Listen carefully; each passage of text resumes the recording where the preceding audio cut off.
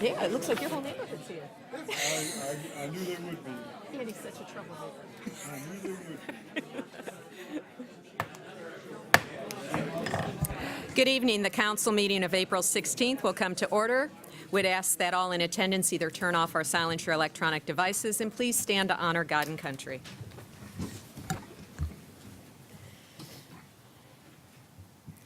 God of grace and mercy, thank you for the opportunity to serve the people of our city. Help us to listen with understanding and goodwill. Help us to speak with charity and restraint. Remind us that we are stewards of your authority. Renew us with the strength of your presence and the joy of building our community. We ask this as your sons and daughters, confidence in your goodness and love. Amen.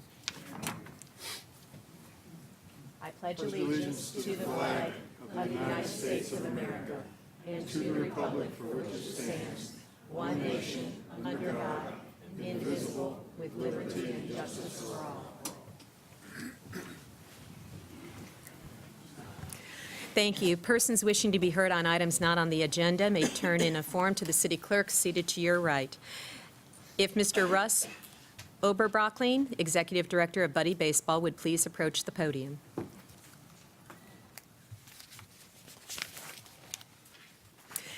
Good evening, Russ. Good evening. The City of Temple Terrace would this evening like to present a certificate of recognition to you for celebrating 20 seasons of Buddy Baseball in Temple Terrace. It's in recognition of your outstanding service as founder and the Executive Director of the Buddy Baseball League. Through your commitment to Buddy Baseball, players get the experience and have the thrill of camaraderie of participating with other players, buddies, and volunteer coaches. Buddy Baseball, for those in attendance or those viewing tonight, is a non-competitive recreational league serving the Tampa Bay community for boys and girls ages 8 to 22 with special needs. Each player is paired with a buddy to assist the player as needed on the field and in the dugout. The league fosters friendships and break down barriers, giving special needs children the opportunity to play an organized sport. Not only do players have the opportunity to experience the thrill of participating in a baseball game, they also experience team play. And Buddy Baseball is an opportunity like no other for children with special needs. Both girls and boys are encouraged to play as buddies. Russ, we'd like to thank you this evening, and would you like to say a few words? Oh, well, thank you very much. Originally, I was under the impression that I was coming here just to kind of give an update on Buddy Baseball, and you described our league very well. We just did finish our 20th season, but there's more to baseball in Buddy Baseball. You know, kids are having fun playing, but it's all about camaraderie, making friends, having these kids feel accepted in the community, self-esteem, confidence and independence, and giving them better social skills. At the end of the season, as far as self-esteem, I saw one of the boys at our end of season party. We had some cookies and lemonade. He was getting his medals, and I said, you did a great job this year. Gave him a fist bump. He says, I know. So that's confidence right there. But I do want to give you an update on the league itself. We had 16 teams this year. We have 107 players, 119 buddies, and 45 coaches. And of all those people, we had 5 kids that are in wheelchairs or walkers. And this is the first season we had a coach that was also in a wheelchair. So we're having a bunch of folks in there. Also, we had 2 kids that are blind playing Buddy Baseball. So we have all kinds of disabilities, from wheelchairs to autism, you name it, we've got it. And April is Autism Awareness Month, and we've had 70 players that have autism playing Buddy Baseball. 20% are brand new to the league, and all those kids that are playing represents 100 different schools, and 212 families are playing Buddy Baseball, and they're coming from all over the place. And since in 2018, players with special needs, their families have a little more expenses than the normal family. So last year, in 2018, 22% of our players received financial assistance from us with pleasure. Our very first season, we had 6 teams, and now we're at 16. And some of our buddies that have been buddies for a long time have gone on to special education in college. So it really hit them hard that this was something important to them, and they're pursuing their career in that. Some of the highlights of our last season, we do a Buddy Baseball scholarship. This past season, we awarded 3 seniors in high school who participated in at least 3 seasons of Buddy Baseball a $1,000 scholarship.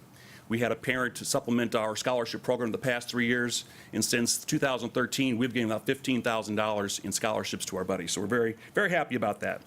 And as far as the volunteering, with our buddies and our coaches, they've participated in 1,600 hours of community service this year. And since we started in 2009, it's over 25,000 hours of community service.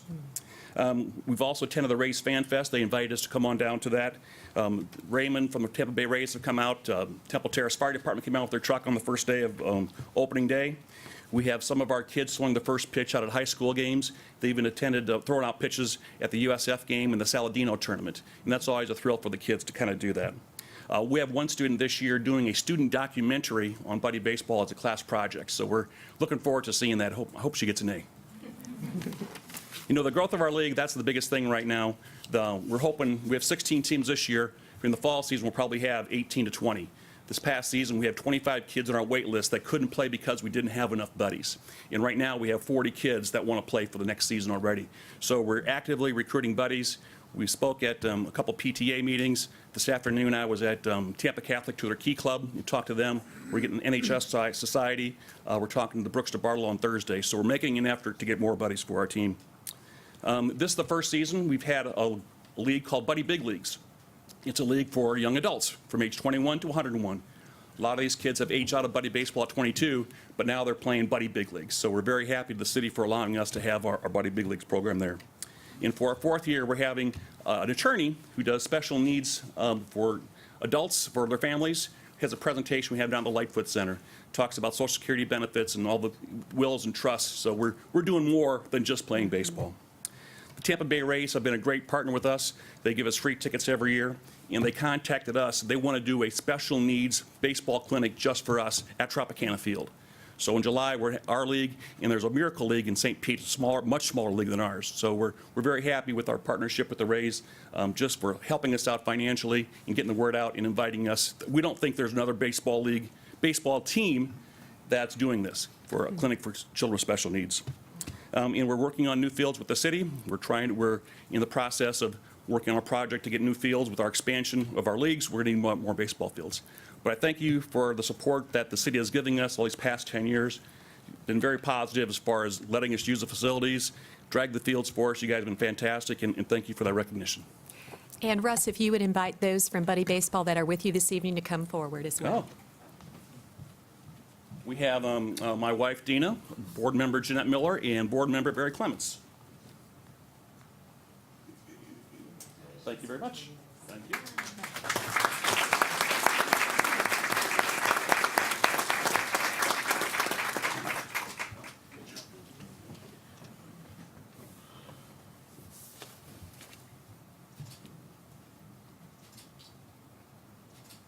Great. Thank you. Thank you, folks.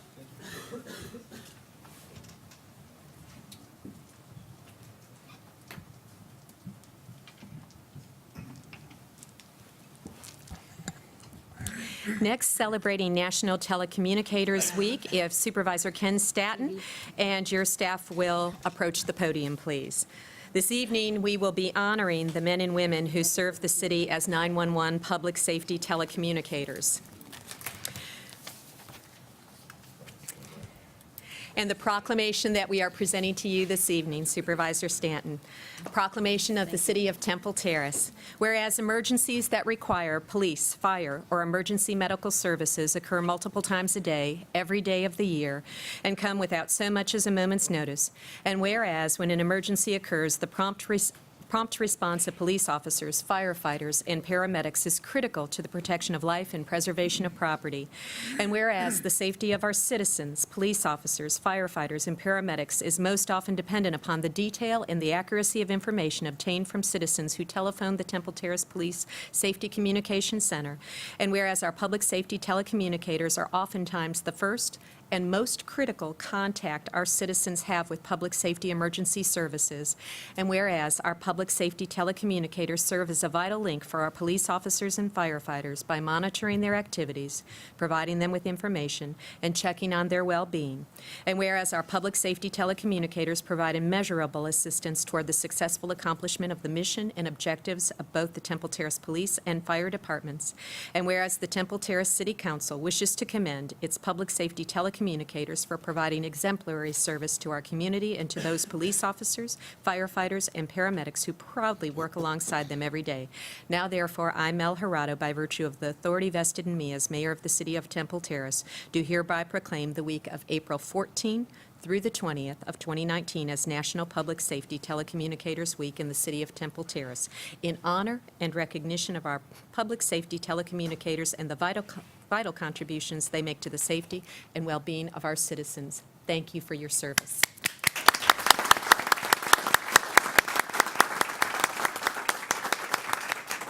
Would you like to say a few words? Just very briefly, it is a week-long celebration. First responders should really be recognized year-round. We consider ourselves first responders. When you call us up, you'll hear us give a number of 901, 902, 903, 904, all the way up to 915, 914. But they do have names.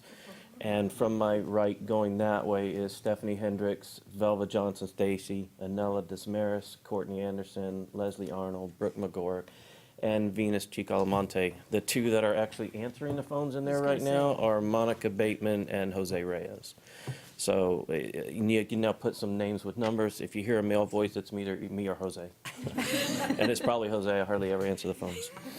To give you a little idea of what we do in a year, last fiscal year ending in October of 18, the center processed 71,000 non-emergency phone calls, about 4,000 fire incidents, 26,000 police incidents, 11,500 911 calls, and processed almost 15,000 FCIC, NCIC queries and entries, and just under 3,000 emergency medical dispatch calls.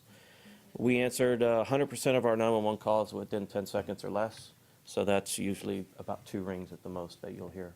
So it is a demanding profession. It's a stressful profession, but every one of the people that work in that center are highly trained, and we are very proud of them, Cheryl and I, which is my supervisor sitting in the back. But thank you very much.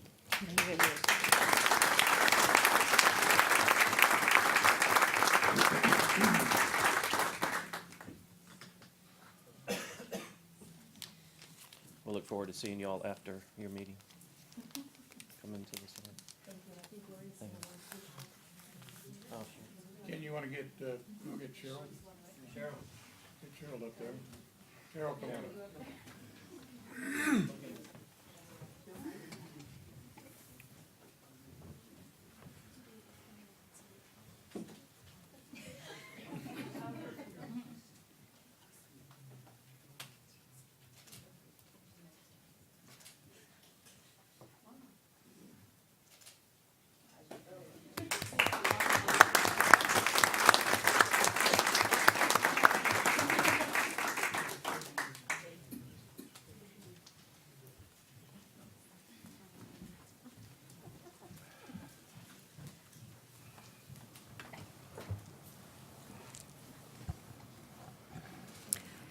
If Dexter Lewis from Hillsborough County Children's Board would please approach the podium.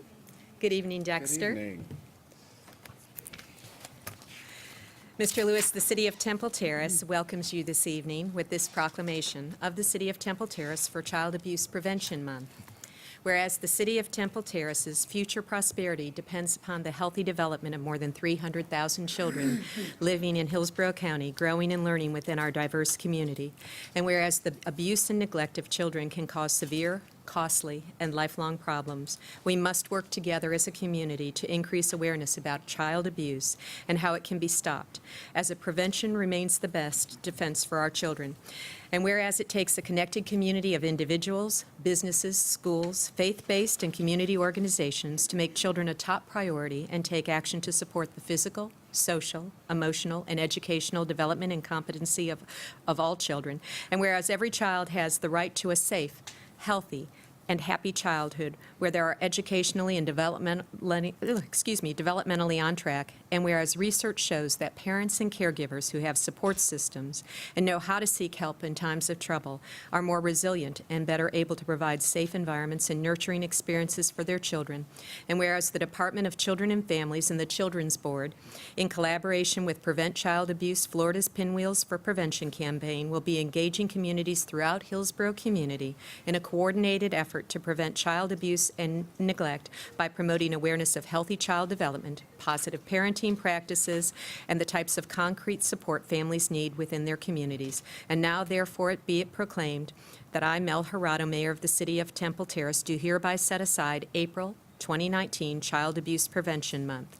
Would you like to say a few words, Dexter? Yes, thank you so much, Mayor Gerardo, for those kind words and for allowing April to be Child Abuse Prevention Month. Thank you to the City Council. Thank you to your staff. Yes, child abuse prevention is a systemic issue in our community. You mentioned as you read the proclamation, 300,000 children in Hillsborough County are in the foster care system. And so today I'd just like to do a little call to action. As local officials, we'd like for you to continue on the trajectory of making sure that there's policies in place that really make sure that we protect our children and families, our most precious resource. In addition, we'd also like for the business community to allow your staff to volunteer if possible, in addition to donate to nonprofits that are helping children and families. And last but not least, to the community at large, if you see something, say something. Our children are depending on us. So on behalf of the Children's Board, we're so grateful to you and for the opportunity. And we also wanted to make mention, I don't know if any of you all saw the pinwheels for prevention at the City of Temple Terrace Fire Rescue. We're grateful for that opportunity to bring awareness, as Pinwheels for Prevention is the national symbol for Child Abuse Prevention Month. So thank you so much. Thank you, Dexter. Thanks.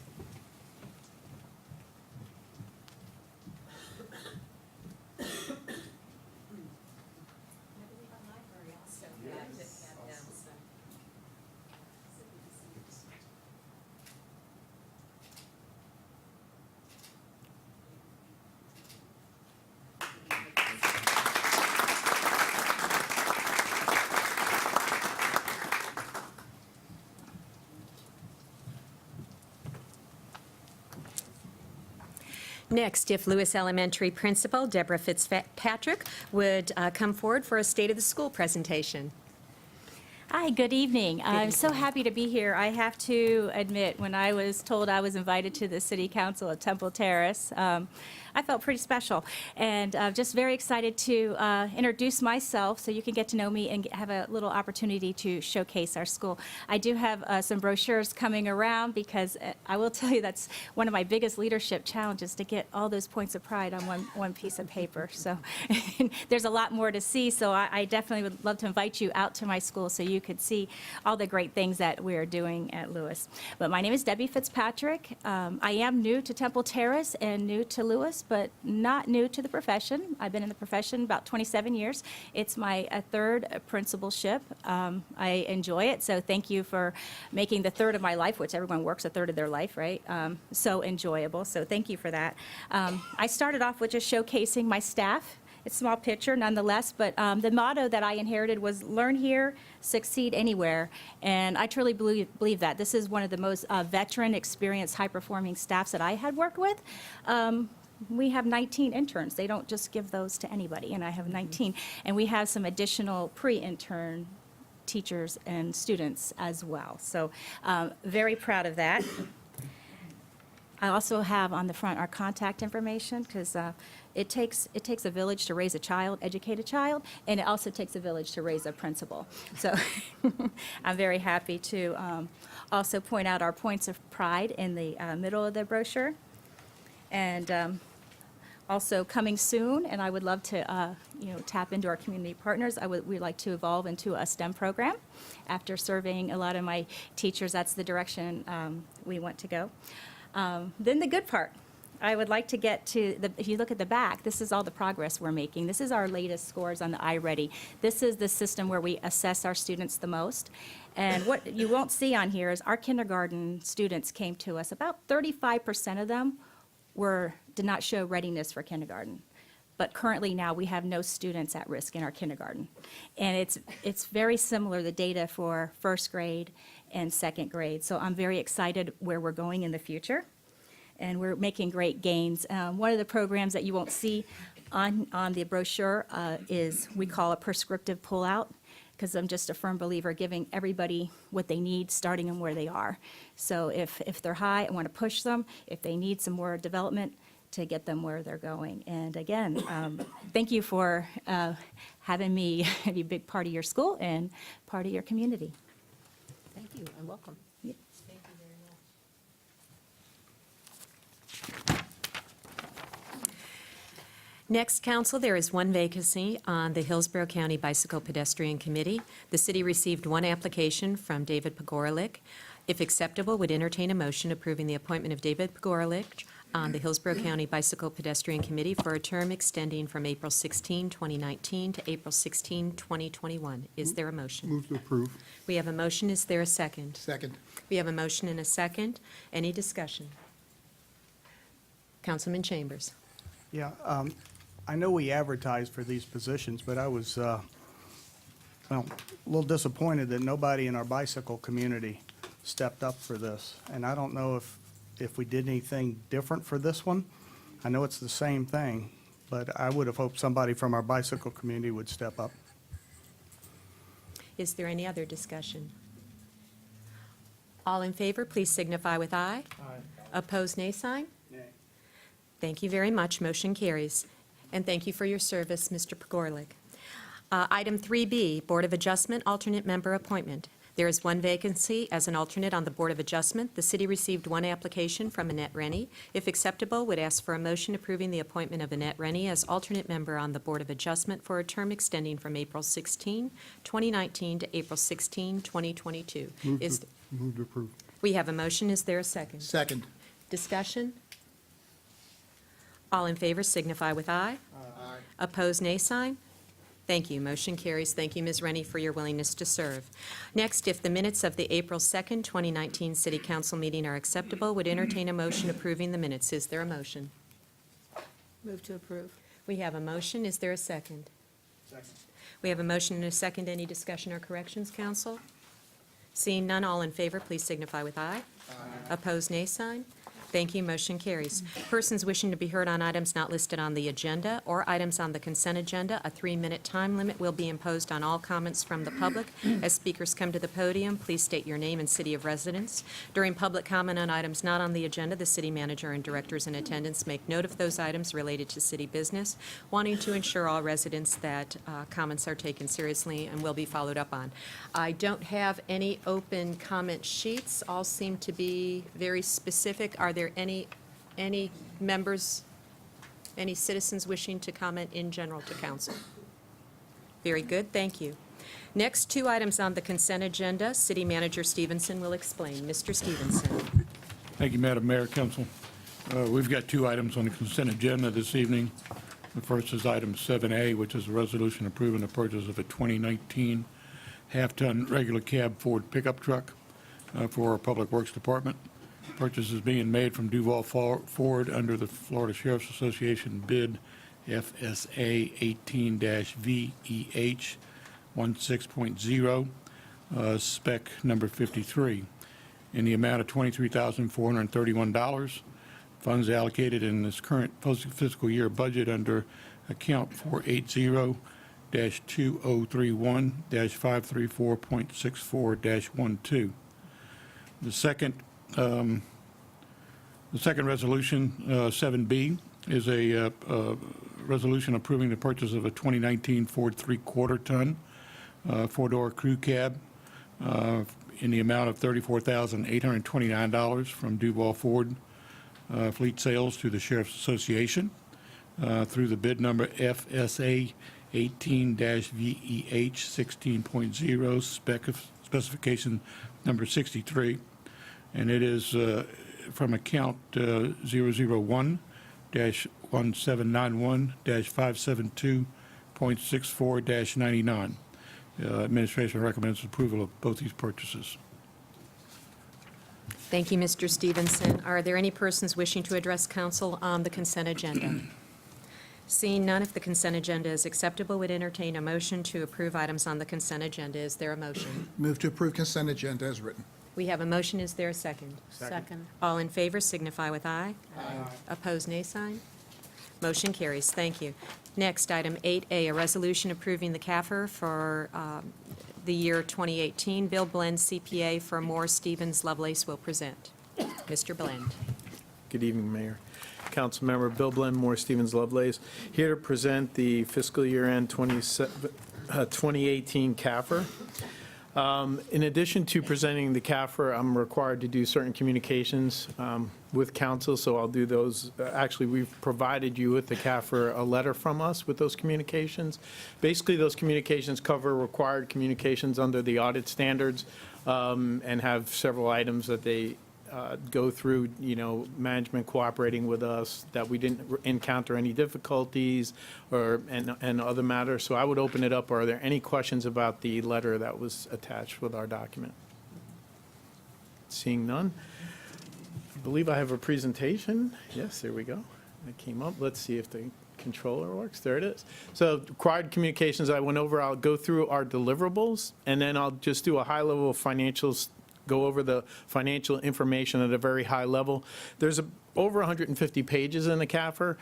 It's an interesting document. One of the things that I always encourage council members and citizens to do, if they do nothing else with the document, is the MD&A section of it is a high-level overview of the financial. It also gives management the opportunity to talk about what happened during the year and what they see upcoming in the year. So that's a really good area of the document, if you want to do some quick reading of the financial information. So I don't plan to dig into it. That said, I'm always available. If you have any questions after reading the document, you want to reach out to me, feel free. I work for the council, obviously, so, that's my duty to do that. Talking about the deliverables, you'll find on pages 15 and 16 the auditor's report. That's on the financial statements overall, and that is an unmodified opinion, meaning we've provided you with the highest level of assurance that we've performed our procedures, and from a materiality standpoint, we stand by the numbers presented to you. The next item is the report on internal controls over financial reporting and on compliance. This is a requirement of the government audit standard, so this is different than if you did an audit of a private company. The yellow book, as we call it, which is the standards that cover the audits of governments, requires this document. We did have findings in that. We had one material weakness and one significant deficiency. The material weakness related to the bank reconciliation process and the significant variance that we noted, and the significant deficiency was related to the year-end close. With that, I will say that I was talking to the city manager before the meeting. In my opinion, the city's come a long way. Those that are in the community are well aware of that. From 2-3 years ago to 4 years ago, when we first kind of were engaged, we see vast improvement, and we anticipate that all findings will be resolved in the future. We'll find out. I can't guarantee that as I stand here tonight. We'll certainly find that out during the next audit. So I didn't know if there was any questions about those findings or comments. I would certainly answer those. Yes. I did, page 154 did cause a slight bit of heartburn. I believe last year there was, at the end of the year, about $20,000 that was Correct. unreconciled, and seeing $299,291, and that is where our material weakness came from in the current year. Correct. I would ask what steps we are taking, what assurances is there, have we gotten to the cause of that issue so that we can have assurances? I understand you're our auditor, and it's not it's your role to report, but that is a significant dollar amount. So if someone could address that for us. And Boswell, your finance director. Yes, it's huge, 299,000. It was huge. We did come to find that there were issues with the coding. We have since corrected that. Our variance in our bank reconciliation has now been almost all resolved.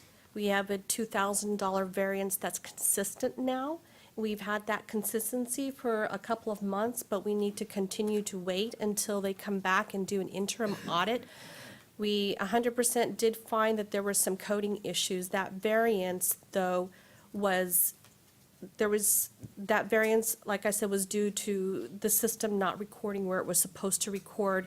We did find all of those, and like I said, for fiscal year 19, it actually resolved, and we're wondering if there's also some timing differences with some of our credit transaction that we're now able to track with the help of our systems software people that are supporting us right now. Very good, thank you. Council, are there any other questions? Thank you for asking that question. Please continue, thank you. There it is. The next letter that we're required to provide to you as a deliverable is the management letter. That's a requirement in the state of Florida through the Auditor General's office and really Florida statutes. It kind of goes through several items, and there's no findings within that letter separate and apart from the findings that we just discussed. And then the final item is also a requirement through the Florida statutes and the Auditor General's office is the independent accountant's report on your compliance with the Florida statute related to your investment policy being in compliance with that statute. And we've evaluated that, and you are in compliance with that statute. So that's all of the, quote, deliverables that you get from us. And now, once again, I just open if there's any questions about those. Okay, seeing none.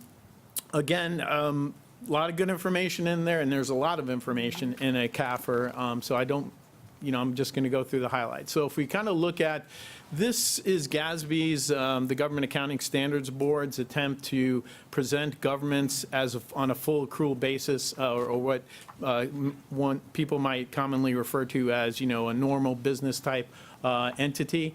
And this is kind of just shows your assets, your deferred outflows against your liabilities, your deferred inflows, and then everything falls down into net position, or may more commonly be known as what we call equity in the past. So you can see the largest investment of any government normally, this is not uncommon, is its investment in capital assets, infrastructure, this buildings, things like that. Then you have the restricted portion, which is restricted from third-party obligations, and then you have an unrestricted, and you can see negative balances there in your governmental activities. That's really the result of the implementation of the requirement to record your pension liability on the books fully. So that's really what makes that number negative. And then if you look at your unrestricted net position as a total percentage of assets, obviously if you've got a negative unrestricted, you're going to have a negative percentage there. So just looking at that, but you can see in the business type activities, that's more in line with what you would anticipate. So you do have about 55% going down to that unrestricted net position of total expenses. So what that means is unrestricted potentially available to pay, liabilities or expenses is about 55% of the expenses for the 2018 year. So that's a good number. Your general fund is, in any government, is the main operating fund, so we kind of take a look at that one for you.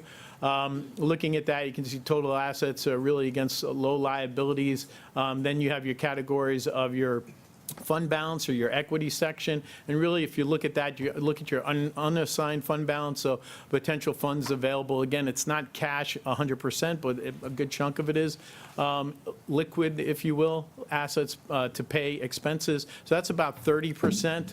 Again, I always look at this as kind of identifying it as, hey, if you had an emergency, you were looking at your personal business and you're saying, what do I need to have in case something goes wrong? That's where that's what I kind of gauge that, just to bring it down to, boil it down to a common discussion. It's a little more complicated than that, but that's kind of how I get to it, or I think of it. And then your net change, you had a positive net change, and you can see it increased even from the prior year. So I think overall, we're headed in the right direction from a financial standpoint. And then just looking at your budget to actually slightly under on the revenue side, but that was clearly offset by underspending the budget with that net change showing there. So, and then here's your enterprise fund, your water, sewer, and your sanitation. And again, these are meant to be just like a business. They're supposed to operate on their own, supposed to build up resources to be able to address any capital needs or repairs and maintenances. So, you can see from our perspective, you've got operating income there. So I think those are positive results in all cases. So with that, I'll open it up for any questions. I just have a comment. Yes, ma'am. Thank you to our finance staff.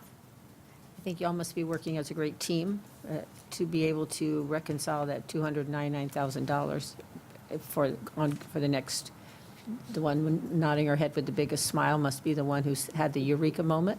Thank you. Congratulations. It's very nice to get something like this, be able to read through it and not have, like you said, you did have a moment of heartburn, but in the past we've had heart attack.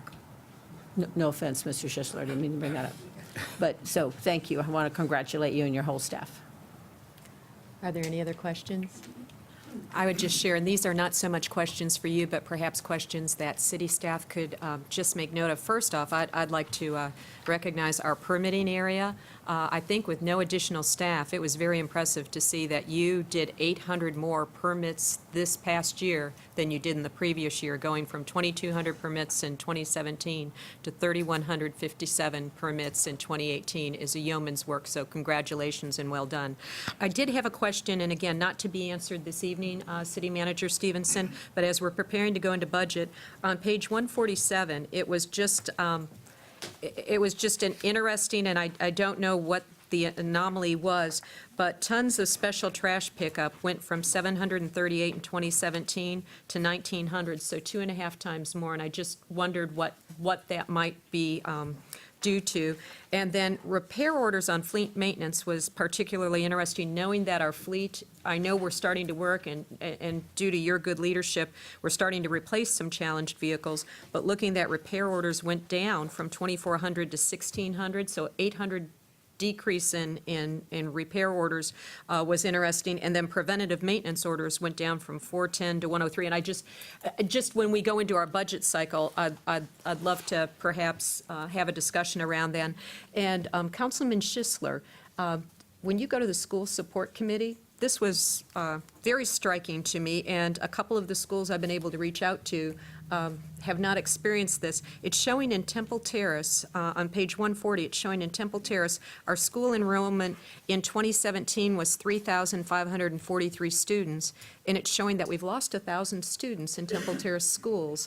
2018 is showing 2,551 students, and none of our schools seem to be reporting that they've had 1,000 decrease in students, but, so I don't know if that's something that, if your school support committee can't put their arms around it, we might want to reach back to the district on that, because if we're losing any dollars, if Hillsborough County is saying we're 1,000 less students, those were just some of the interesting, again, an anomaly that didn't make sense, so. You're digging deep into the stat tables there, Mayor, so good job. Well, I had a tumble, so I had That's one day where I really- couldn't move, Yeah, so I no, read the CAFR. I mean, she's way back in the back of that book, so, no, that's great. It does show that there's a lot of good information within the document, so that's absolutely. Are there any other questions, council members? Thank you very much for your report. Yep. Next, a resolution accepting ownership of lands donated through the ELAP program. Leisure Services Director Carl Langfeld will explain. Mr. Langfeld. Good evening, Mayor, members of City Council. Earlier this year, I was contacted by a representative from the Hillsborough County ELAP organization concerning 2 parcels of land that they became aware of that the private owner of was looking to donate in order to basically relieve herself of the tax burden of these properties. The properties are submerged within the river and became submerged following the construction of the dam. She obtained ownership of these properties through an inheritance. They serve absolutely no value to her or her family. They are of some value to the city, basically because should anything with water levels change in the river, they are city property at that time and could never be developed or used for anything other than environmentally protected lands. If I can get the, I'm sorry? Oh, If you could bring up the. So just a quick presentation here. What I'm bringing for you tonight is a resolution to accept the submerged land donated through the ELAP program. Here's a map of the parcels that are located adjacent to West River Preserve. It is the 2 parcels that are outlined in red are the ones that are privately owned and coming to us through the owner, Miss Mary Lou Kiley. It's approximately 6 acres of property. This has been reviewed by all the city department heads, and nobody has any objection to us taking ownership of this property. So what I bring for you tonight is a request for a resolution accepting the ownership of this property through a quitclaim deed through ELAP by Miss Mary Lou Kiley. I stand for any questions you may have regarding this. Thank you, Mr. Langfeld. I would first ask if there are any members of the public wishing to address council on this item. Seeing none, council members, questions? Councilman Ross. I don't have any objection to it, obviously. It doesn't seem like, it seems like a no-brainer, but that dam's been in place since 1944. My guess is that this property has been in this family for many years. It came to her from her grandparents, so my guess is maybe they've owned it since that far in the past. Are there, does anybody know? I don't know if the answer to this is, are there other properties like this? The properties, because I did some research on just the parcels that are on this map. The two parcels that are immediately to the east of this belong to the River Hills Church of God. The parcel immediately to the west of it is owned by a private individual. And that little sliver of property, that little sliver triangular piece, is owned by the Port Authority, which then connects into the rest of the river as one parcel through the, I was able to obtain this information from the county property appraiser website. So maybe at some point, these other property owners will look to do the same thing, but I don't know. Thank you.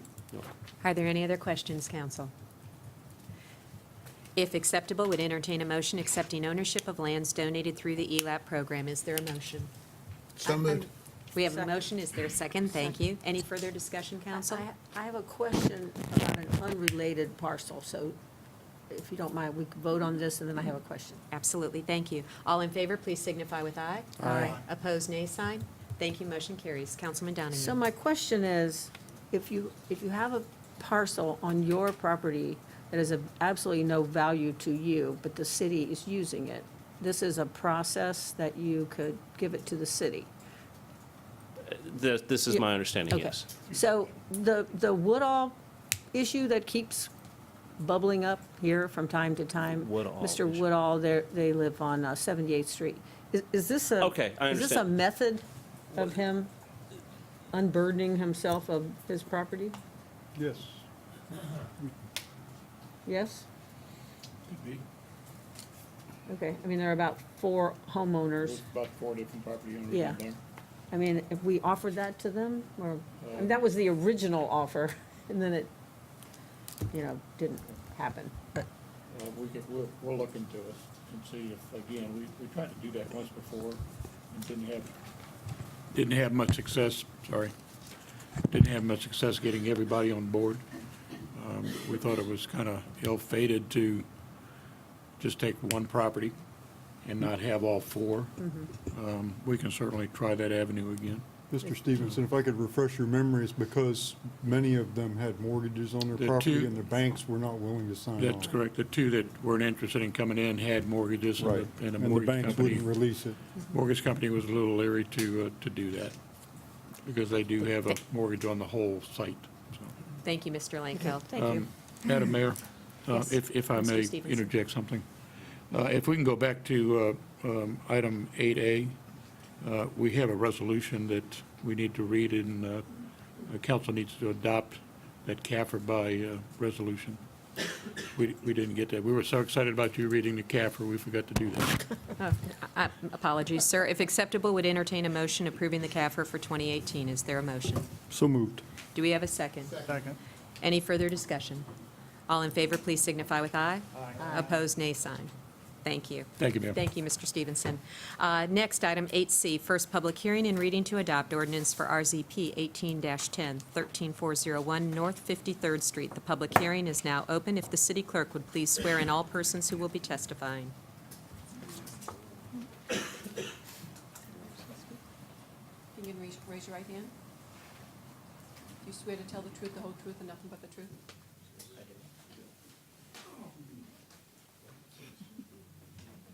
Do you swear to tell the truth, the whole truth, and nothing but the truth? City council members, please make disclosures of oral and written ex parte communications with applicant and/or citizens regarding this matter. I've had none. I've had none.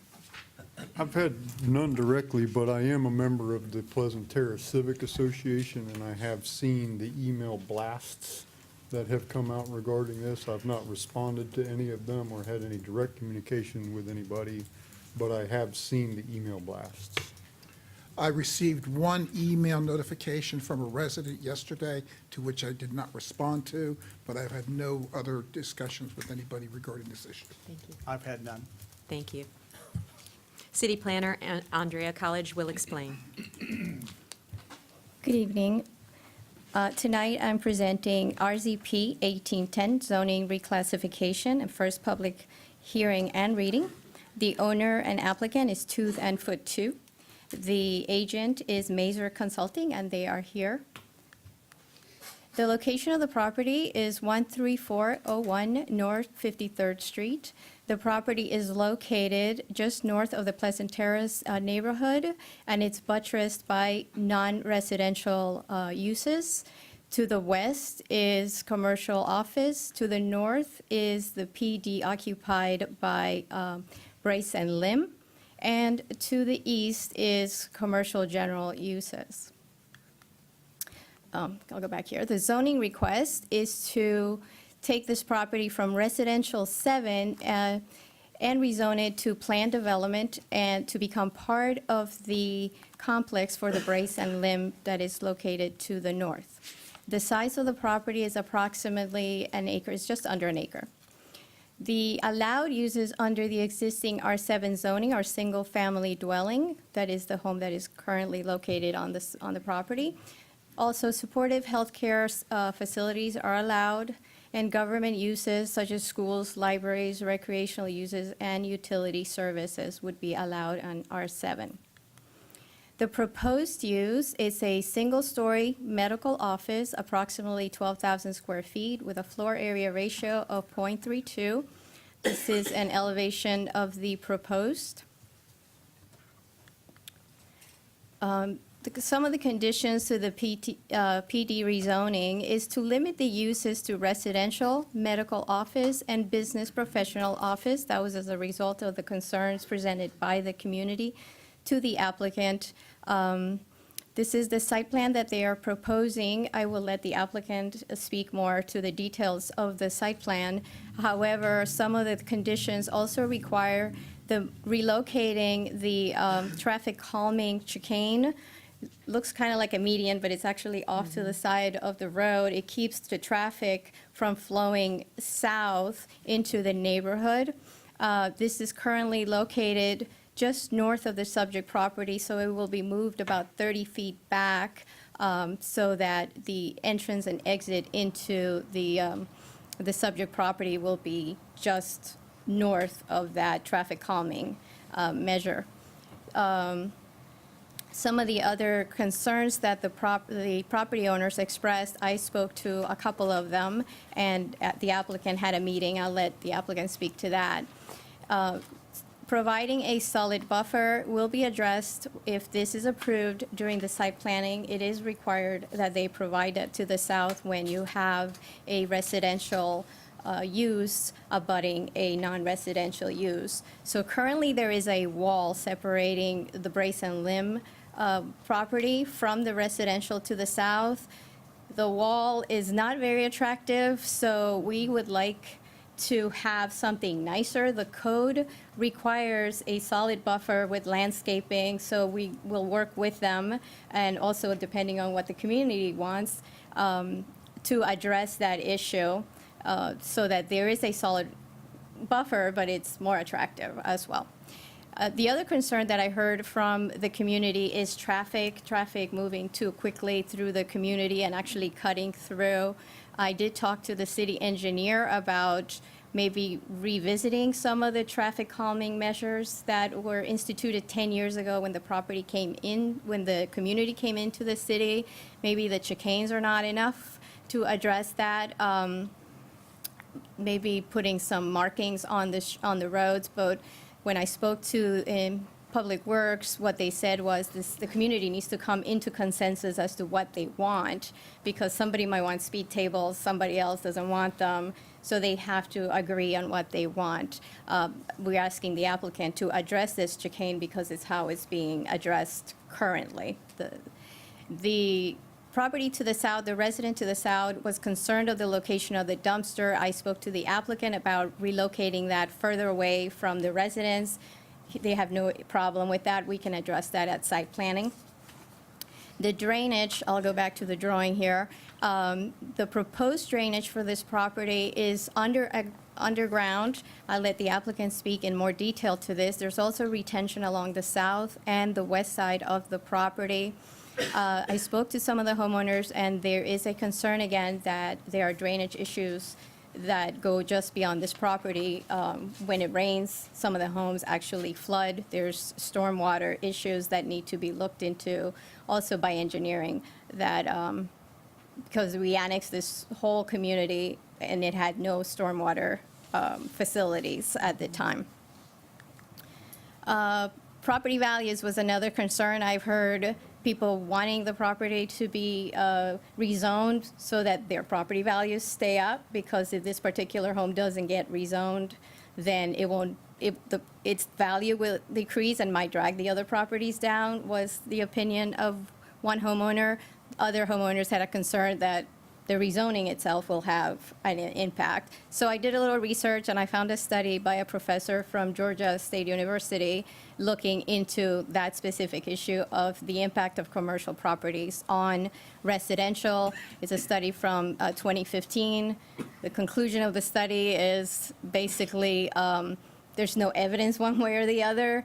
There might be a little bit positive impact when you bring commercial closer to residential, because then you can access what the community needs easier. So I'll make that a study available to anybody that would like to read it. After reviewing all of the factors, the Planning Commission found the request consistent with the comprehensive plan. Staff, DRC, had no objections. Therefore, staff recommends council approve the ordinance to adopt rezoning RZP 1810. And the second public hearing and reading is scheduled for May 7th, 2019, and I'll stand for any questions. Thank you. And prior to questions, I'd ask the applicant if they would like to address council at this time. Sure. Good evening, Mayor and City Council. My name is Truett Gardner. I have the honor of being here on behalf of West Coast Brace and Limb. To give you a little background on them, in case you're not aware, West Coast Brace and Limb is a leader in orthotics and prosthetics in Florida and beyond. While they have 5 locations, Temple Terrace has always been their home and it's their corporate headquarters. They do a lot of good for the military as well as others, and are proud of their roots here and want to continue. And at its core, this is an expansion of that headquarters. And with me tonight are Greg Bauer and Les Bauer. They are the principals of West Coast Brace and Limb. Also Ty Maxey, he's our planner with Mazer Consulting. And then finally presenting tonight will be Fadi, who is our project architect. And as Andrew discussed, we're proposing a PD on the property to allow for the expansion of the existing medical office building. Some of you were on council, you might remember November 2017, we were last in front of you with a proposal. At that time, it was just for CO, commercial office. We didn't really have an idea of what it was specifically that we wanted to do. And a lot of the concerns that we heard from the neighbors was our plan lacked specificity. And so as a result, we tabled that. But now, a year and a half later, we're back in front of you. And I think what you'll see tonight are those specifics, and the concerns that were raised before are being addressed. And then, as mentioned before, and some of the highlights that specifically you'll see tonight that I wanted to go over, and I think Ty and Fadi will address these as well. But just so you know, and some might resonate from before and also with what Andrea said, but some of the conditions on the property, our uses will be limited to medical and business office as well as residential. The architectural style is low profile and residentially influenced. The proposed building is set back 186 feet from the western property boundary. There are no additional curb cuts requested. The current driveway that accesses the property off of 53rd will be what's used. And then finally, and this was a direct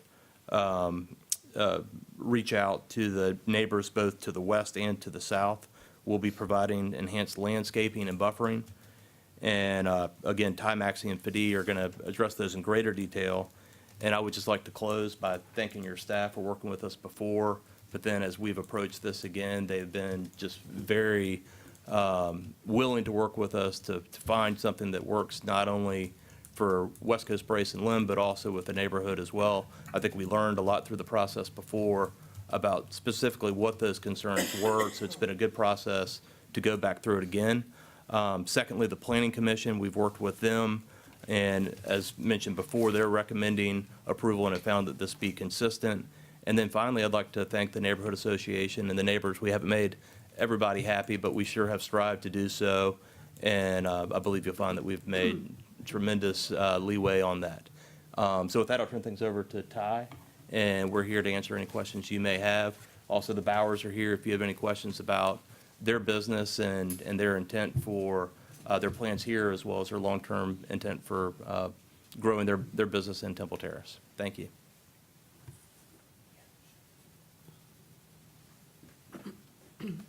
Good evening, Madam Mayor, council members. This is a rendering of the site plan overlaid onto an aerial photograph that we can use as reference. I will probably repeat a few things that might have been stated already by Ms. College or Mr. Gardner, but they're highlights of them and certainly are merits of this petition. For the record, my name is Ty Maxey. I'm a certified planner. I'm with Macer Consulting at 5471 West Waters in Tampa, Florida. As previously noted, the subject property is located within the residential 18 future land use category as defined by your comprehensive plan. And according to the city's comprehensive plan, neighborhood, office, and commercial, as well as semi-public uses developed at maximum intensities of 0.35 FAR are permitted within the residential 18 designation. The request is consistent with your comprehensive plan, which has also been confirmed by the Planning Commission's recommendation of approval and consistency, which I know you have in your staff report. The applicant requests to rezone this property from residential 7 to planned development for an expansion of the abutting West Coast Brace and Limb facility. The planned development is a site plan controlled zoning district, so thereby we have a very specific site plan with very specific details that are tied to this zoning application. The property is primarily surrounded by commercial or office uses, including medical offices, business and professional offices, and services. There is a convenience store with gas pumps to the northeast, and retail uses, including a liquor and beverage store. The extension of the non-residential zoning onto this property is consistent with the zoning pattern along East Fletcher Avenue. And in fact, the southern limits of the proposed rezoning lines up directly with the existing non-residential office and commercial zoning to the east and west. If I can kind of point that out. This is an existing office facility to the west, and these are existing commercial uses. So the extension of this rezoning actually lines up, and this extends even further, but it is a logical expansion and rezoning request. The subject property is just under an acre. There are about 125 linear feet of frontage and an existing driveway access on North 53rd Street.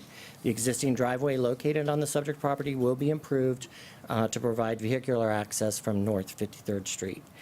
As Ms. College indicated, the existing median, or it's known as a chicane, that is within North 53rd Street, will be relocated to continue to prevent southbound traffic into the abutting neighborhood.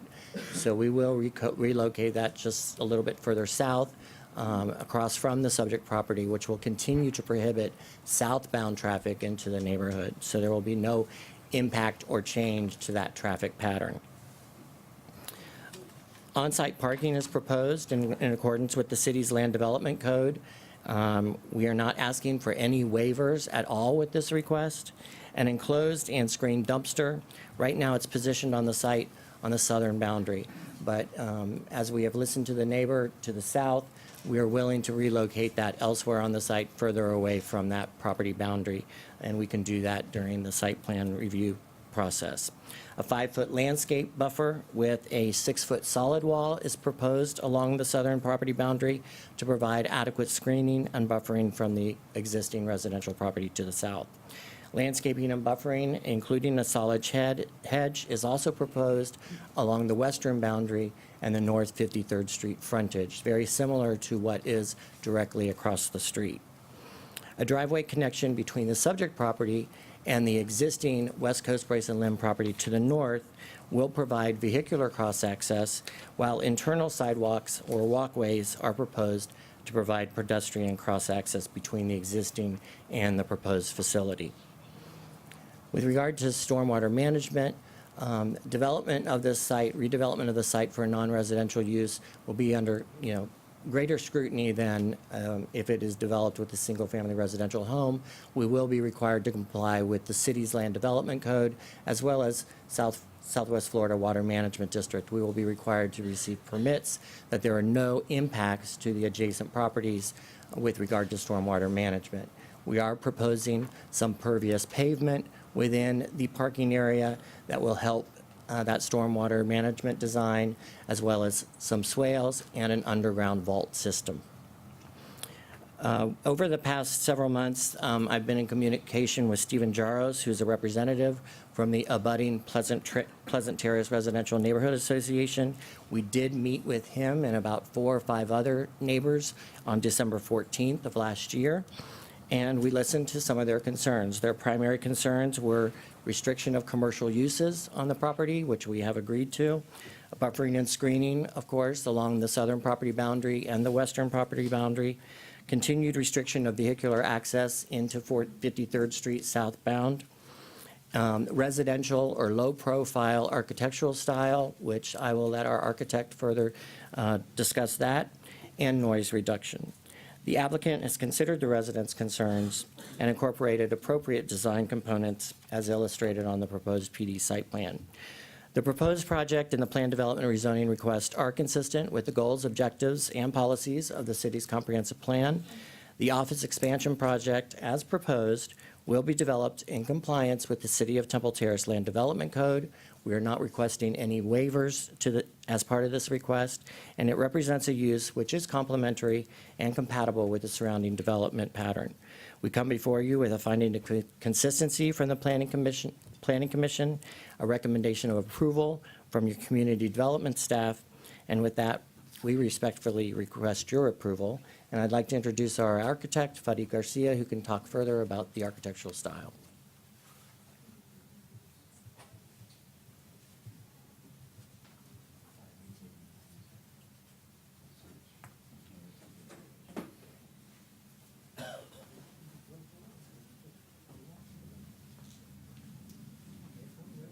Good evening. My name is Fadi Garcia. I'm a principal at Open Workshop for Architecture and Design. We're located in downtown Tampa.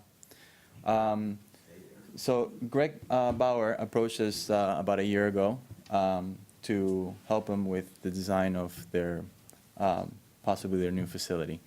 I think it's important to state that we are a design-based company. We're not a production-based company. So it was, and I want to point this out, that the ownership team wanted to pay extra attention to the design of this building.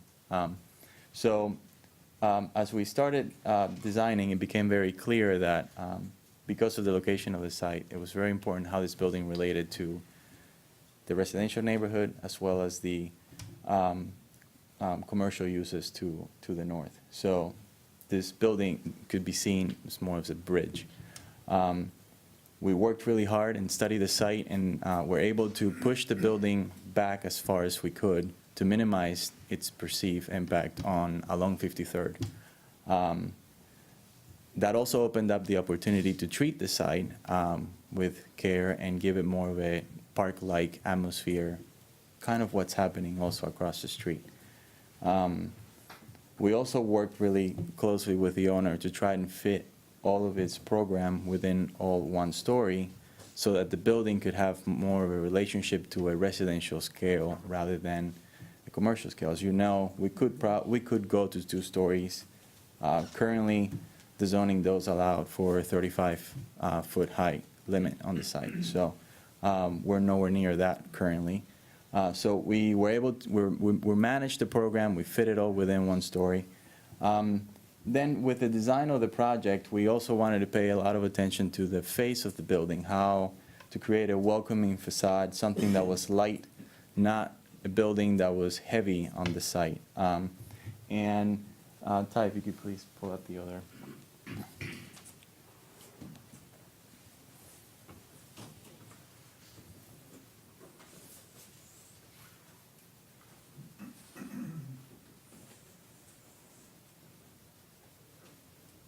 I want to point out a couple things on the elevations. So the top left elevation there is the front of the building. As you can see, there's a lot of glass. There's a lot of natural lighting coming into the building. There's a couple reasons for that.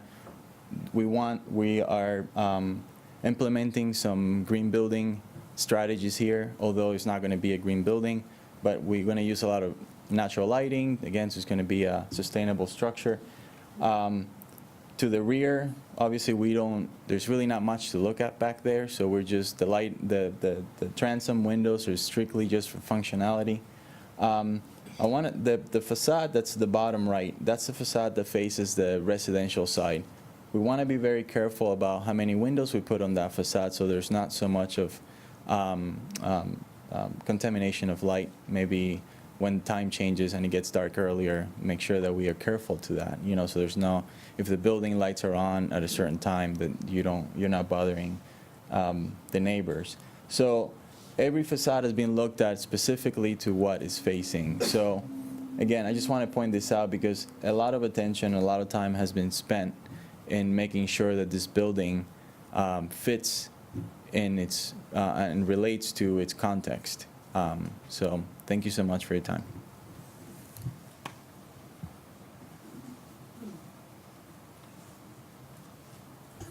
And that concludes our presentation. Again, happy to answer any questions, and would like to save our remaining time for rebuttal.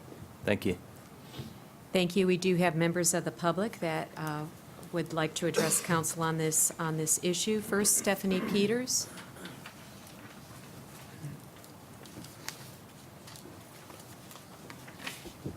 Mayor Jurado and council members.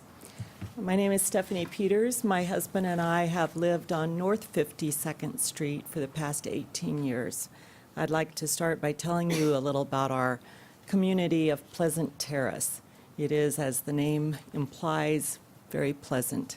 It is serene, quiet, residential. We're a mixture of both single-family and multifamily dwellings. It's a place where you can walk, dogs walk with us, greet your neighbors, and we like it there. And I'm here to say I really oppose this type of encroachment that is not compatible with the standards of our Pleasant Terrace neighborhood. We have continued to see it, and I wonder when it will stop if these sorts of ordinances continue to be approved. We are losing beautiful communities with shaded trees, and I find the architecture looking somewhat like a military barracks. It is not fitting with Pleasant Terrace, and I fear it will take away our community feel.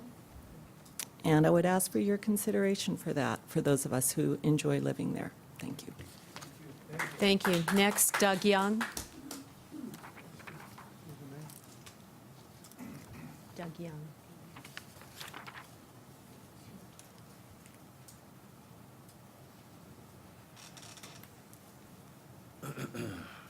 Council, Mayor, good evening. My name is Doug Young, and I live at 13309 North 53rd Street. I've lived there since 1993. That's when Hillsborough County actually owned it. Temple Terrace came in, I think they said approximately 10 years ago to annex and buy that property. And at that time, in the meetings that we had going back and forth, Temple Terrace City Council at that point promised to protect Pleasant Terrace from any infringement from things like this happening. And I must say that now the people of Pleasant Terrace are asking for protection. The consequences that are going to happen that are unknown and unseen at this point are going to happen, and then we're going to worry about them later on after this place has been built. But there are options. They are wanting to expand their business, okay? They own the area right up on the corner of 53rd and Fletcher. But there's a blood bank in their property also. I think that it's maybe leased to the blood bank or whatever.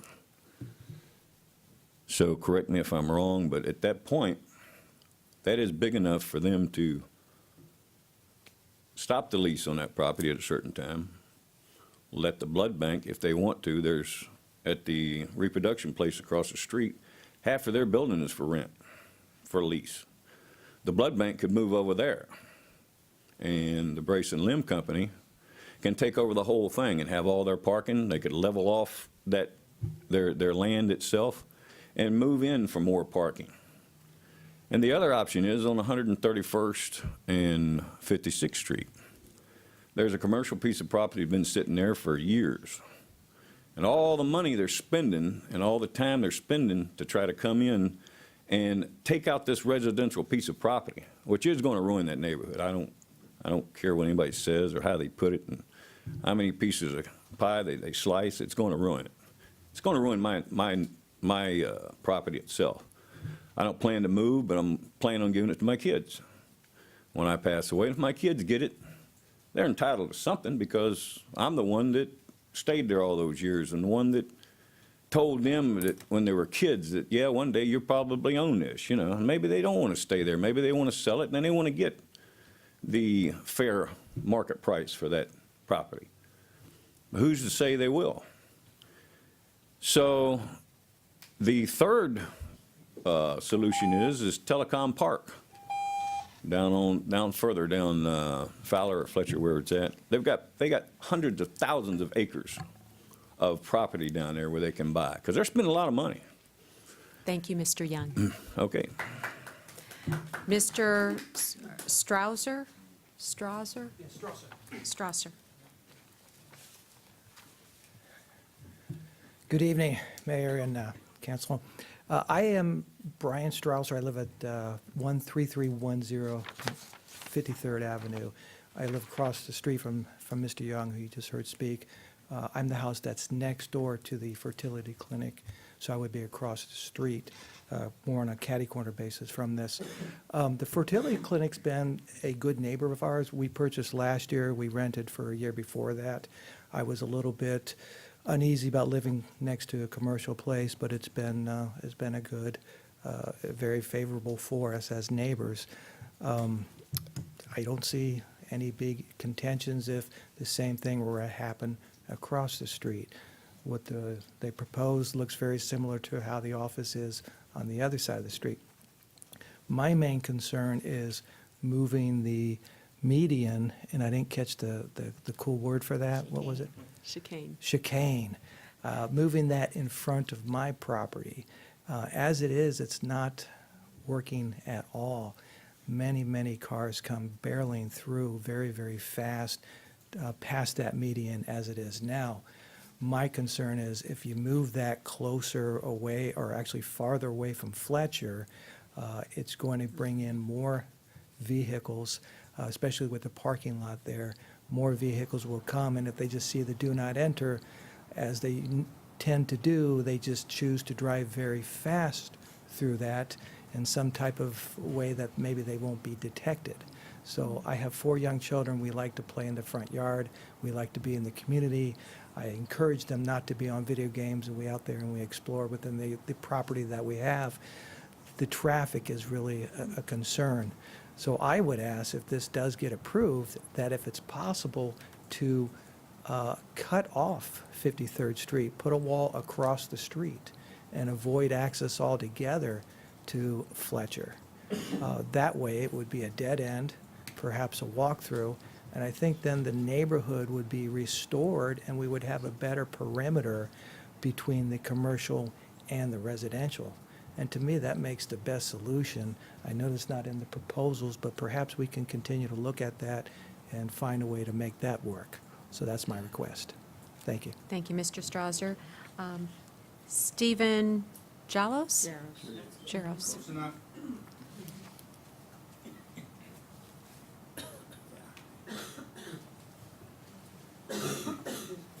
hand in my pocket. I'm just an old vet, and I forgot to put my belt on. Good evening, Madam Mayor and City Council. I am Stephen Jarris, live at 5304 East 122nd Avenue. Been here many times. And been a resident of Temple Terrace for 37 years, and this Pleasant Terrace for 35 years. Main concern here is I'm also the president of the Pleasant Terrace Civic Association, which just gets me into a lot of email. But anyway, all of the concerns have been expressed in the past and are expressed now. Traffic, drainage, encroachment into the neighborhood by commercial enterprise. The key phrase I caught tonight was comprehensive plan. This is in line with a comprehensive plan. What does your comprehensive plan for Temple Terrace involve commercial entities moving into neighborhoods? That's what kind of interests me.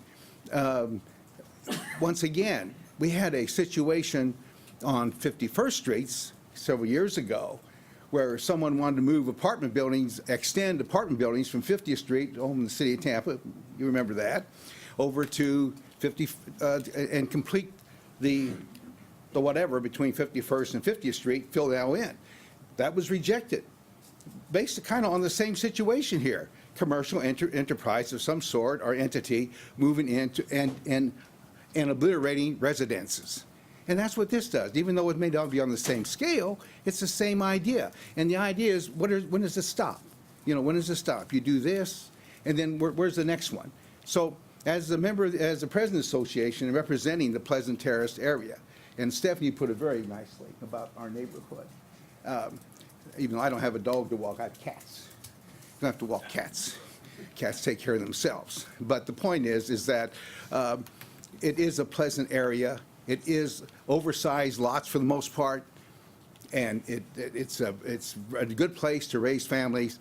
And the more, once you start this, you know, once you start on peeling the onion, where's it going to stop? And that's all I have to say. Thank you very much.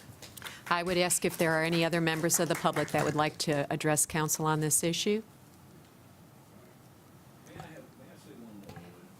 When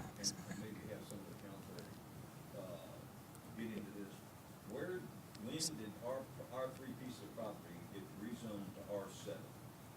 And only three pieces. When did that happen? Because I lived there since 73, and I never got notice of it. Thank you, sir. Is it R9 or R7? R9 or R7? Would the applicant like rebuttal time?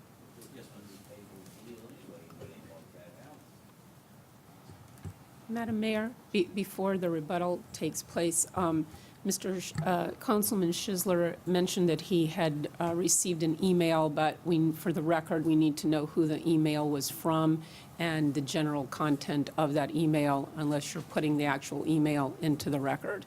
The email was received from Mr. Young, and just asked for me to contact him first. Thank you. Thank you.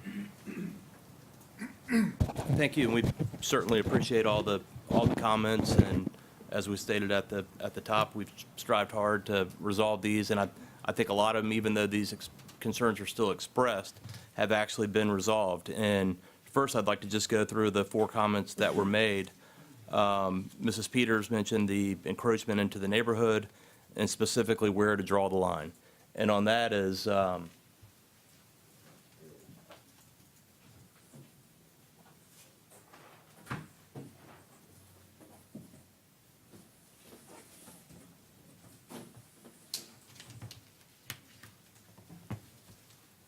shown on this plan, I think it's simple. You know, you have throughout Temple Terrace and every other jurisdiction these commercial corridors that are lined with commercial, and then they'll transition back into residential.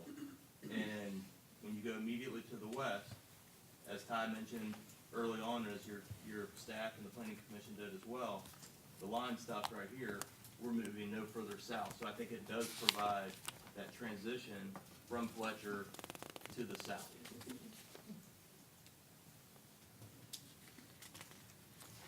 That was that main contention. The next, Mr. Young, basically what I heard from him was they should expand elsewhere.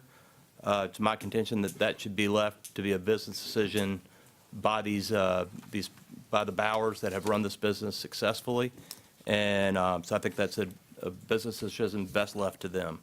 And then Mr. Strausser, we appreciate his support, and his concern was on the moving of the median. As Mrs. College mentioned earlier, this is not set in stone. We're more than happy to work with staff and work with the neighborhood on what the best solution of that is, and we're committed to doing that. And then finally, on Mr. Jaros, he said three things. One, concerns about traffic, concerns about drainage, and again, the encroachment into the neighborhood, which we've discussed. On traffic, it's always an easy thing to mention, but there was nothing in the report given by Mr. Jaros or anybody else on what that effect would be. So I believe your attorney would agree with this, that you can't just assume based on conjecture that we're going to cause a traffic problem, and this is the expansion of an existing business, and I believe it's not going to create that much more traffic at all. And then secondly, with respect to drainage, that was an issue we heard before and an issue now. We can promise, and Ty is here to speak on this as well, that the drainage situation will actually be improved with this development. We'll have to work closely with Swift Mud, and so I believe that that is a non-issue. And then finally, I believe and would contend that West Coast Brace and Limb is the type of business that you as a community should want to promote and to foster. They're already here. They're looking to expand. This is their headquarters. They're proud of calling Temple Terrace home, and I believe this is a well thought out and very sensitive plan. And then, as I mentioned again at the beginning, at our last hearing back in November of 2017, we were asking for CO. It was a general use, and it was the discussion both with you as well as with the neighbors that we see this, we get it, but we would like for you to come back with more specifics, and I believe that's exactly what we've done tonight. And then also, just so you do know, and I believe it was mentioned earlier, that some of the uses, this is not just a residential single-family zoning, and that's a misconception. Some of the other uses that are allowed as a matter of right, supportive health care, government uses, and a commercial parking lot. So it's not going from strictly residential to this. There's a lot of other uses that are currently available that could be done now as a matter of right. So I think when you look at that in context with what this is, it becomes even more appropriate. So in summary, we believe this is a thoughtful development. We believe you've got a great corporate neighbor that's wanting to expand and grow in your area. We're more than happy. Coming from the last time, things have greatly improved as far as the communication and the level of not only support, but we've identified the issues and we've tried to sensitively address those issues, and we would ask for your approval. Todd, did you have anything you want to add? Thank you. Thank you. The public hearing is now closed. I would ask council for questions. Councilman Schisler. I have three questions. Thank you, Madam Mayor. Prior to me coming onto council, this issue had come up before. Was this, refresh my memory, was this an old house that was purchased back a year and a half ago or 2 years ago with the expectation of turning into the accounting office? This was an old piece of property that had fallen into disrepair, and I believe that there was an impassioned plea by the then owner's family to allow them to buy the home so that they could move it into, they could take care of their elderly parents or father. I believe that's right. It was definitely a home. I believe it was. Point of order. The public hearing is now closed. Thank you. So yes, and our client purchased the property at that time, again, not knowing exactly what they wanted to do, but with this being adjacent, and so the determination at that time was commercial parking is allowed. What we heard before was we wanted specifics, and so we withdrew everything and allowed this plan to come to light, and so that's why we're here back in front of you tonight with those specifics. Okay. Okay. Well, I'm just trying to express that my sensitivity to the residents' issues, particularly when it deals with encroachment. And I can understand where their concern would be with the encroachment. Well, you know, we had a residential property there, we sold it, or they bought it, and now we want to do this, we want to do this. Well, what about the next one down the road, and you play a game of Monopoly going down the street? I'm not saying that's what's happening. Again, please, I'm not saying that's what's happening. I'm saying I can understand where that concept, that thought process could come from. I too did learn a new word today, the chicane. That's we seem to learn a new one every week. That does concern me, moving that down the road. I can imagine with the homeowner, if all of a sudden I had that in front of my house, that might be an issue. So I would hope that regardless of the outcome of tonight, that issue gets resolved amicably with everybody. And then the third issue that I'd be concerned with is the stormwater issue. Does staff have any? I don't live up there. I don't see it. Is there a problem that we have to be concerned with, that we're going to be creating any additional issues and any additional pressure on the existing residences? Those are my three concerns, and I'm hoping to find an answer out before we make a decision on it. Ms. College. Mr. Schisler, on the question on the chicane, it will be moved south, but it will not be moved in front of the residential property. It will still be in front of the commercial property to the north of Mr. Strasser's house, so it will not be in front of his house.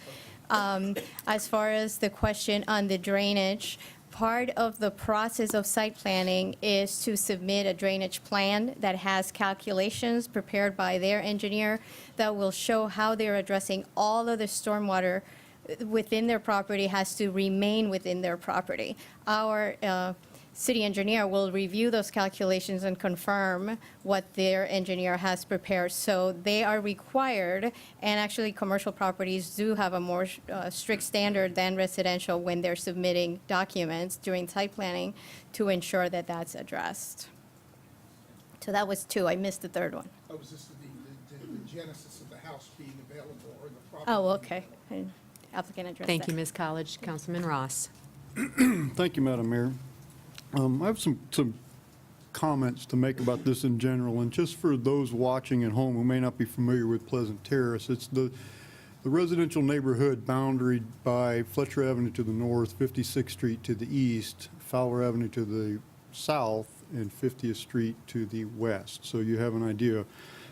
This property was annexed into Temple Terrace in 1999. It is somewhat of a unique anomaly because the perimeter properties of this entire neighborhood are commercial. They're the perimeter, one property deep.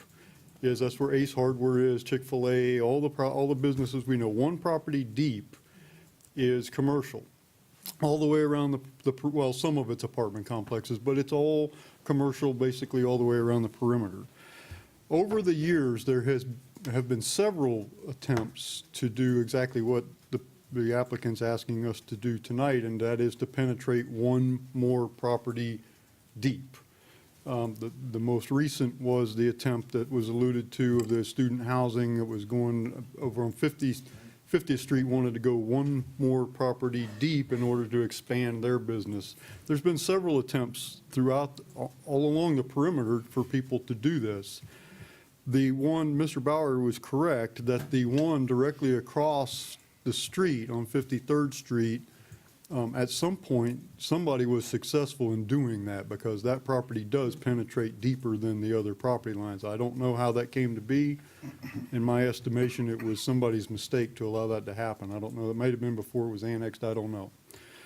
The only property that I'm aware of that this council has approved is the house immediately behind CDB's. And the reason that we approved that was that structure is going to be demolished to allow for a retention pond. So that's not really the same thing. There's no commercial activity going on. That's a retention pond for development that's going on the adjacent property. So far, Pleasant Terrace has been successful in warding off all of these attempts except for that one, which is a little bit different. I have some very specific concerns about this. And it's not that I have anything against West Coast Brace and Limb. They're a great company. They have made braces for me. I love your work. You guys are good people. This is not directed at you. But over the past 20 years, we have successfully repelled this numerous times. If we approve this, right, first of all, how do we look the people in the eye that we disapproved previous? And second of all, how do we approve them next year when they come back with similar projects and say, well, wait a minute, you must have had a change of heart because now you've approved this.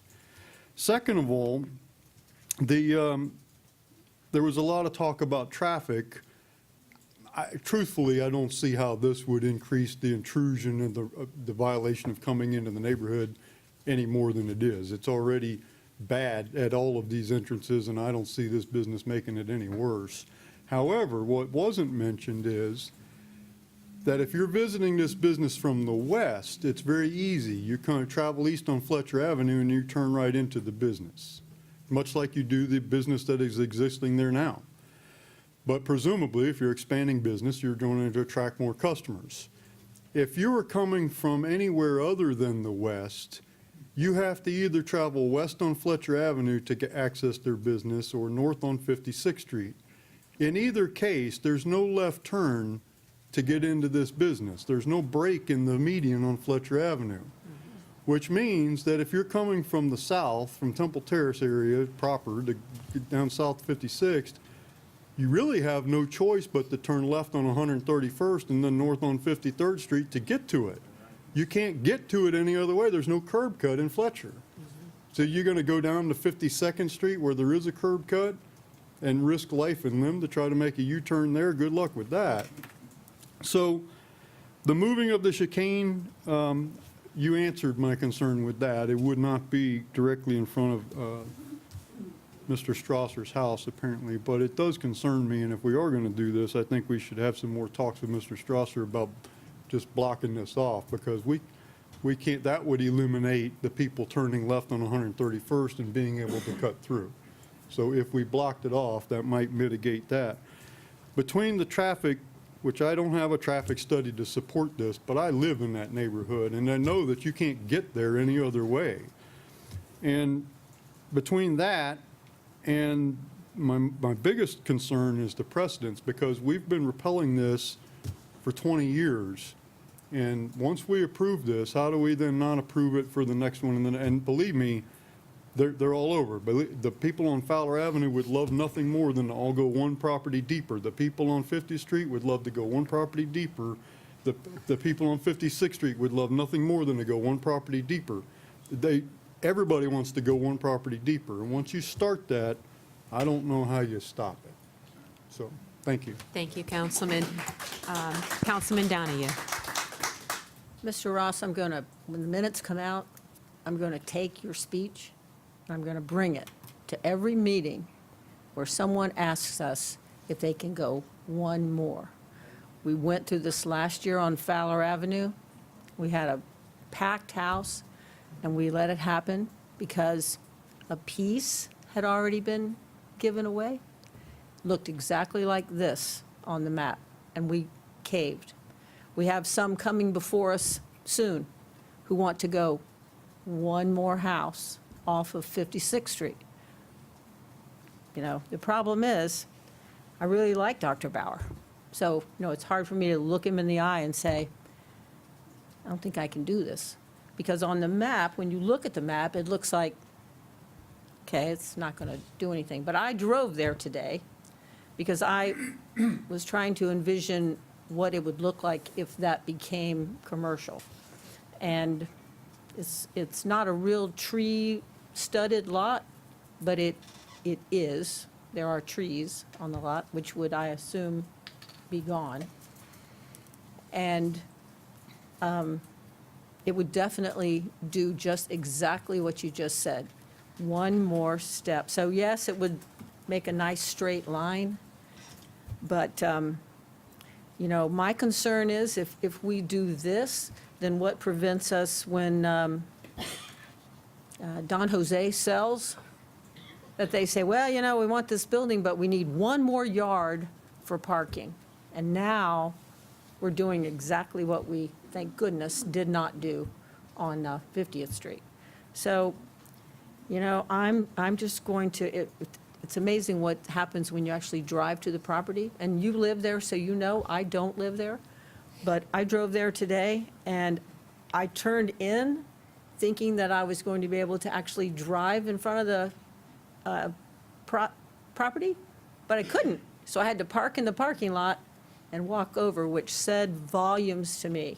It said I had to leave the parking area and walk into the neighborhood to take a picture of the property.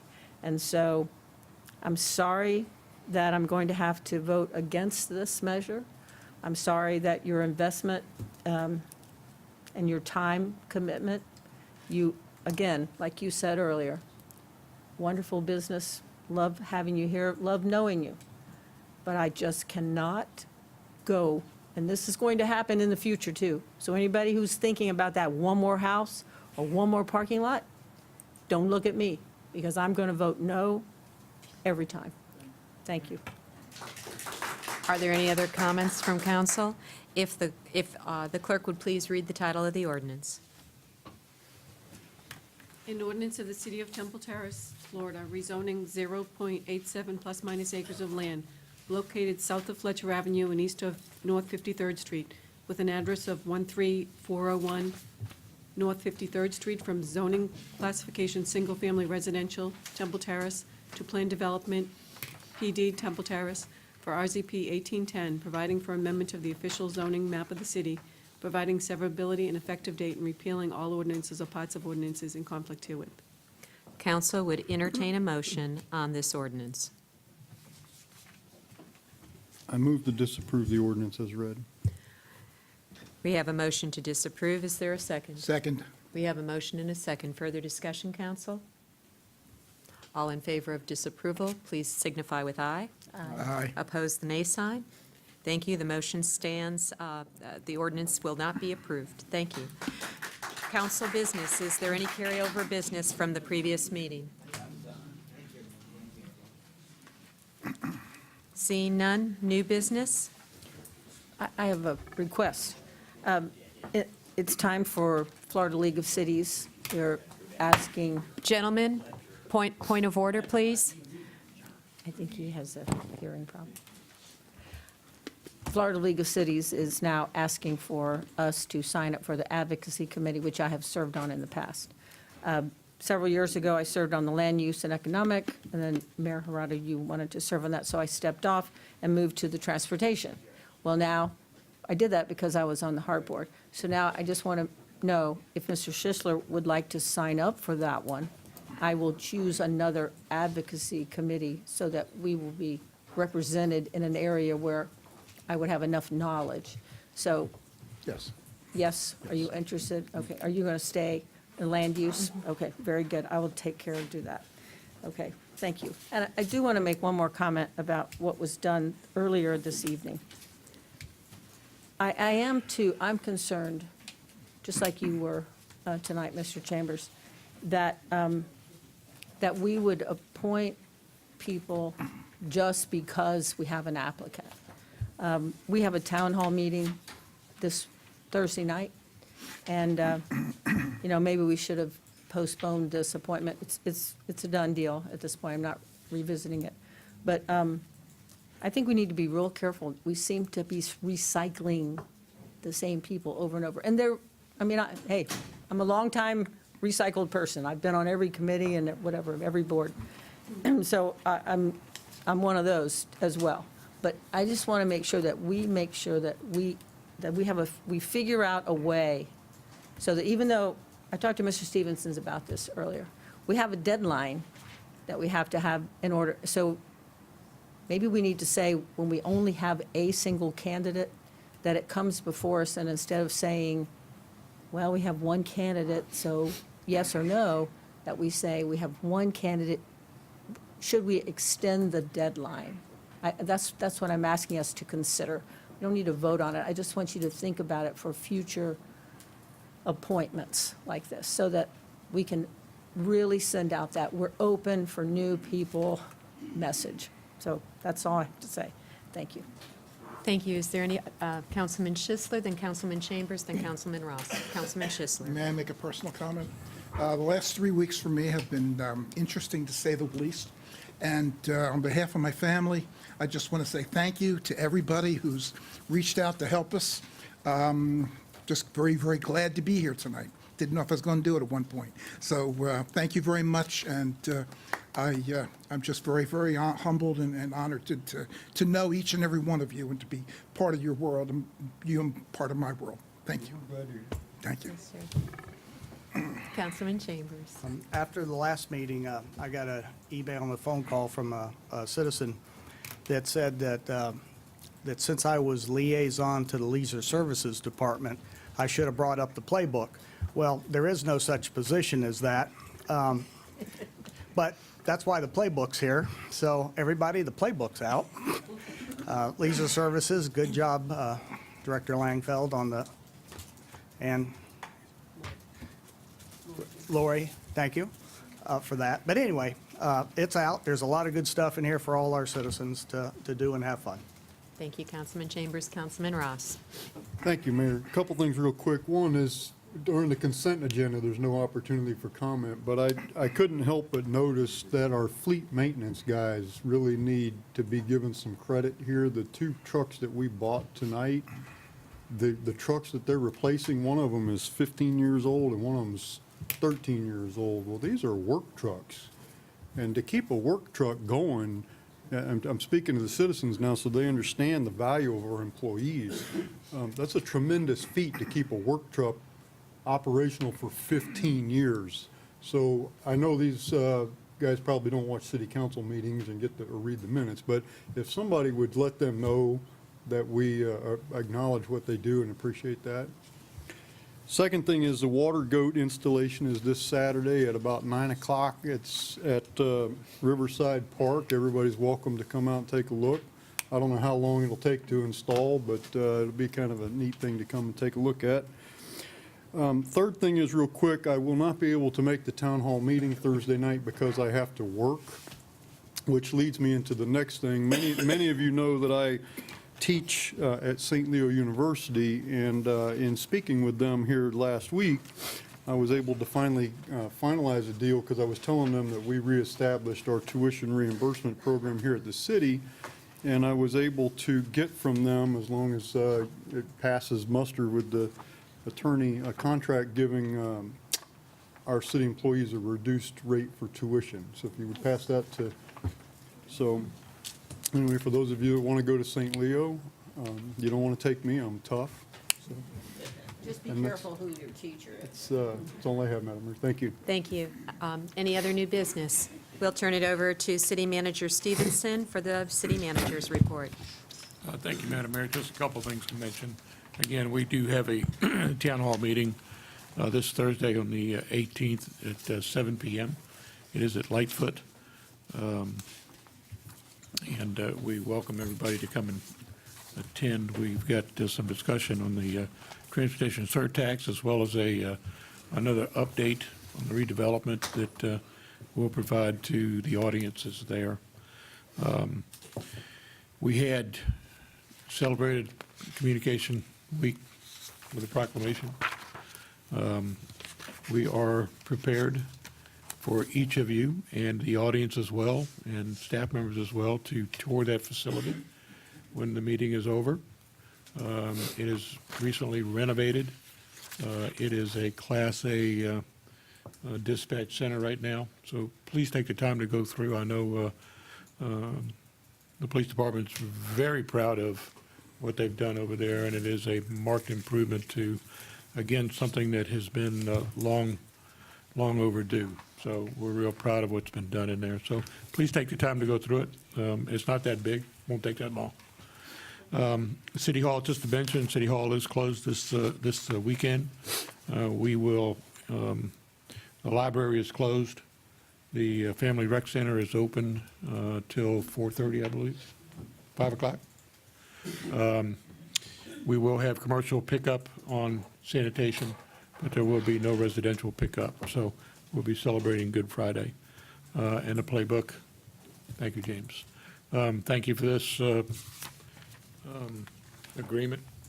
Mr. Ross will put this into effect. I know that we'll have some people take advantage of it, so. Good. I don't have anything else, Madam Mayor, that's it. Thank you. With no further business to come before council, we stand adjourned.